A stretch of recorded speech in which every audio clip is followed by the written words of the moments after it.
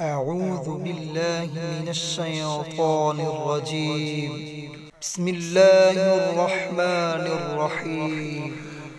وإذ استسقى موسى لقومه فقلنا اضرب بعصاك الحجر فانفجرت منه 12 عينا قد علم كل أناس مشربهم كلوا واشربوا من رزق الله ولا تعثوا في الأرض مفسدين. وإذ قلتم يا موسى لن نصبر على طعام واحد فادع لنا ربك يخرج لنا مما تنبت الأرض من بقلها وقثائها وفومها وعدسها وبصلها قال أتستبدلون الذي هو أدنى بالذي هو خير اهبطوا مصرا فإن لكم ما سألتم وضربت عليهم الذلة والمسكنة وباءوا بغضب من الله وضربت عليهم الذلة والمسكنة وباءوا بغضب من الله ذلك بأنهم كانوا يكفرون بآيات الله ويقتلون النبيين بغير الحق ذلك بما عصوا وكانوا يعتدون. إن الذين آمنوا والذين هادوا والنصارى والصابئين من آمن بالله واليوم الآخر وعمل صالحا فلهم أجرهم عند ربهم ولا خوف عليهم ولا هم يحزنون.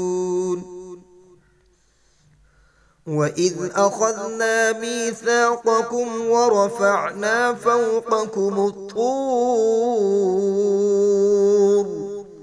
خذوا ما آتيناكم بقوة واذكروا ما فيه لعلكم تتقون.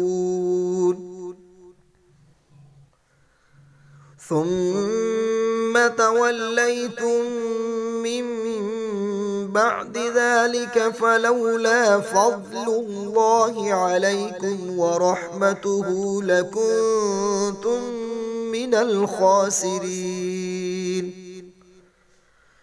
ولقد علمتم الذين اعتدوا منكم في السبت فقلنا لهم كونوا قردة خاسئين فجعلناها نكالا لما بين يديها وما خلفها وموعظة للمتقين. وإذ قال موسى لقومه إن الله يأمركم أن تذبحوا بقرة قالوا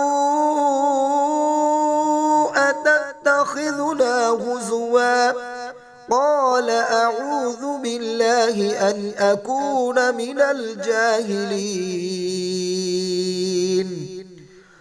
قالوا ادع لنا ربك يبين لنا ما هي قال إنه يقول إنها بقرة لا فارض ولا بكر عوان بين ذلك فافعلوا ما تؤمرون قالوا ادع لنا ربك يبين لنا ما لونها قال إنه يقول إنها بقرة صفراء فاقع لونها تسر الناظرين قالوا ادع لنا ربك يبين لنا ما هي قالوا ادع لنا ربك يبين لنا ما هي إن البقرة شابه علينا وإنا إن شاء الله لمهتدون قال إنه يقول إنها بقرة لا ذلول تثير الأرض ولا تسقي الحرث مسلمة لا شية فيها قالوا الآن جئت بالحق فذبحوها وما كادوا يفعلون